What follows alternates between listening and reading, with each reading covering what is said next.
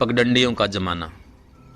मैंने फिर ईमानदार बनने की कोशिश की और फिर नाकामयाब रहा। एक सज्जन ने मुझसे कहा कि एक परिचित अध्यापक से कहकर मैं उनके लड़के के नंबर बढ़वा दूं। यूँ मैं उनका काम कर देता, पर बहुत अरसे बाद उसी दिन मुझे ईमान की याद आई थी और मैंने पूरी तरह ईमानदार बन जाने की प्रतिज्ञा कर ली थी। सज्जन की बात सुनकर मुझे पुरानी कथाएं याद आ गईं और मैंने सोचा कि प्रतिज्ञा करते मुझे देर नहीं हुई कि ये इंद्र या विष्णु मेरी परीक्षा लेने आ पहुँचे। उन्हें विश्वास नहीं है कि कोई इस जमाने में लंबी तपस्या करेगा। 4 कहानियाँ लिखकर लोग युग प्रवर्तक की लिस्ट में नाम खोजने लगते हैं। इसलिए ये देवता अब तपस्या शुरू होते ही परीक्षा लेने आ पहुँचते। मैंने उन्हें मन ही मन प्रणाम किया और कहा, मैं इसे अनुचित और अनैतिक मानता हूँ। मैं यह काम नहीं करूँगा। मुझे आशा थी कि अब ये अपने मौलिक देव रूप में प्रकट होंगे और कहेंगे, वत्स तू परीक्षा में खरा उतरा, बोल तुझे क्या चाहिए। हम वर देने के मूड में हैं। बोल, हिंदी साहित्य के इतिहास में तेरे ऊपर एक अध्याय लिखवा दूं, या कहे तो किसी समीक्षक की तेरे घर में पानी भरने की ड्यूटी लगा दूं। वे मौलिक रूप में तो आए, पर वह प्रसन्नता का ना होकर रोष का था। वे भुनभुनाकर चले गए। मैंने सुना वे लोगों से मेरे बारे में कह रहे थे, आजकल वह साला बड़ा ईमानदार बन गया है। मैं जिसे देवता समझ बैठा था वह तो आदमी निकला। मैंने अपनी आत्मा से पूछा, हे मेरी आत्मा, तू ही बता, क्या गाली खाकर बदनामी करवाकर मैं ईमानदार बना रहूं? आत्मा ने जवाब दिया, नहीं, ऐसी कोई जरूरत नहीं है। इतनी जल्दी क्या पड़ी है? आगे जमाना बदलेगा तब बन जाना। मेरी आत्मा बड़ी सुलझी हुई बात कह देती है कभी कभी। अच्छी आत्मा फोल्डिंग कुर्सी की तरह होनी चाहिए। जरूरत पड़ी तब फैलाकर उस पर बैठ गए, नहीं तो मोड़कर कोने में टिका दिया। जब कभी आत्मा अड़ंगा लगाती है तब मुझे समझ में आता है कि पुरानी कथाओं के दानव अपनी आत्मा को दूर किसी पहाड़ी पर तोते में क्यों रख देते थे। वे उससे मुक्त होकर बेखटके दानवी कर्म कर सकते थे। देव और दानव में अब भी तो यही फर्क है। एक की आत्मा अपने पास ही रहती है और दूसरे की उससे दूर। मैंने ऐसे आदमी देखे हैं जिनमें किसी ने अपनी आत्मा कुत्ते में रख दी है, किसी ने सूअर में। अब तो जानवरों ने भी यह विद्या सीख ली है और कुछ कुत्ते और सूअर अपनी आत्मा किसी किसी आदमी में रख देते हैं। आत्मा ने कह दिया तो मैंने ईमानदार बनने का इरादा त्याग दिया। राधे श्याम ने भी कोशिश की थी और वह भी असफल हो गया। उसकी एक छोटी सी दुकान है। उसने पैसे पैसे की बिक्री का सही हिसाब रखा और उसे बिक्री करके दफ्तर ले गया। वहां उससे कहा गया कि हिसाब झूठा है।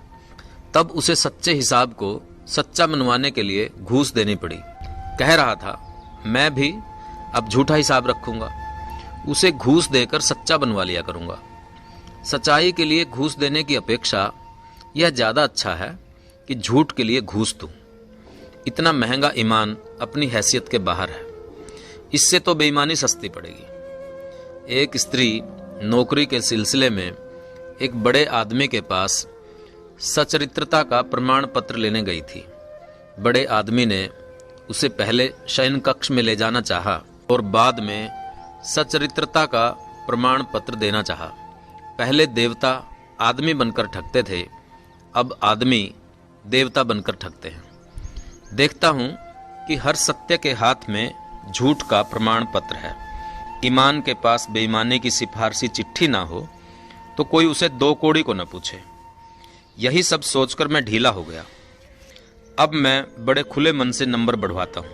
इन दिनों मुझे बहुत स्नेही मिलते हैं, जो कभी कभी ही मिलते हैं, साल में 1-2 बार। उन्हें आते देखते ही समझ जाता हूँ कि वे किस काम से आए हैं।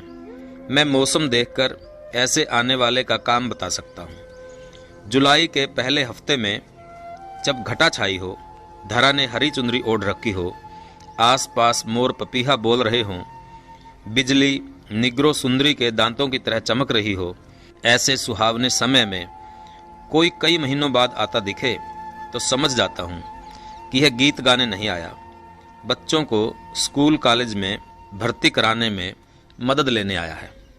इधर मार्च से जो आता है नंबर बढ़वाने या पेपर आउट करवाने आता है। बात यह है कि सारे सिलेबस और प्रोस्पेक्टस गलत हैं। उनमें उन 2 पर्चों का उल्लेख नहीं होता जो जरूरी होते हैं। एक पर्चा शुरू का और दूसरा आखिरी। पहला पर्चा पेपर आउट करने का होता है और आखिरी नंबर बढ़वाने का। जो इन्हें अच्छी तरह कर ले वह पास हो जाता है, पहला दर्जा भी पा सकता है। इन पर्चों को कुछ विद्यार्थी खुद कर लेते हैं, वे प्रतिभावान हैं और उनका भविष्य उज्जवल है। कुछ के अभिभावक ये पर्चे करते हैं। ऐसे प्रमुखापेक्षी विद्यार्थियों का भविष्य संदिग्ध है।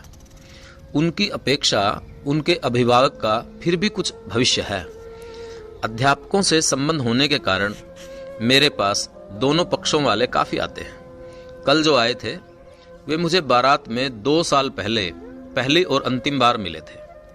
मुझे यह पता नहीं था कि उस छोटी मुलाकात में ही उन्होंने इतनी आत्मीयता पैदा कर ली थी कि भाई परीक्षा में बैठने लगा तो उन्हें मेरी याद सताने लगी। सुना है विरहीन को बरसात में प्रिय की बड़ी याद सताती है। परीक्षा के मौसम में भी कुछ लोगों का विरह जाग उठता है और उन्हें किन्हीं विशेष परिचितों की याद सताने लगती है। वे कहने लगे, अमुक प्रोफेसर आपके मित्र हैं, उन्होंने एक पर्चा निकाला है, कुछ हिंट दिला दीजिए ना। मैंने सोचा किसी से मित्रता है तो इसका कुल इतना उपयोग है कि जब जरूरत पड़े उससे गलत काम करा लिया जाए। कोई यह तो कहता नहीं है कि अमुक से आपकी मित्रता है तो उन्हें समझाइए ना कि ऐसा गलत काम ना करें। ना कोई यह कहता है कि अमुक आपका दुश्मन है तो उससे पेपर आउट करवा कर उस साले का ईमान बिगाड़ दीजिए। नहीं, दुश्मन सब सुरक्षित है, ईमान तो हमेशा मित्र का बिगाड़ा जाएगा। किसी दिन कोई आकर मुझसे कहेगा, अमुक पुलिस अफसर से आपके अच्छे संबंध हैं, उनसे कहिए ना कि घर में हमें सेंध लगाने दे। इन सब पर्चा आउट करवाने वालों और नंबर बढ़वाने वालों पर हंसा भी नहीं जा सकता। इनमें अधिकांश दया के पात्र हैं। ये बेहद परेशान और घबराए हुए लोग हैं। कोई चाहता है कि लड़का पास हो जाए तो उससे नौकरी करा दें, जिससे परिवार की दुर्दशा कुछ कम हो। किसी को चिंता है कि लड़का फेल हो गया तो और 1 साल उसकी पढ़ाई का खर्च कैसे चलाऊंगा। कोई चाहता है लड़की पास हो जाए तो उसकी शादी करके बोझ हल्का करूं। बहुत दुखी और परेशान लोग होते हैं। इनमें कुछ तो इतने दीन होते हैं कि जी होता है पहले इनके गले लगकर रो लिया जाए। मेरी परेशानी का कारण दूसरा है। ये अब बेझिझक, निसंकोच और निर्लज्जता से काम लेने लगे हैं। 10 साल पहले भी मैं यह काम करा देता था।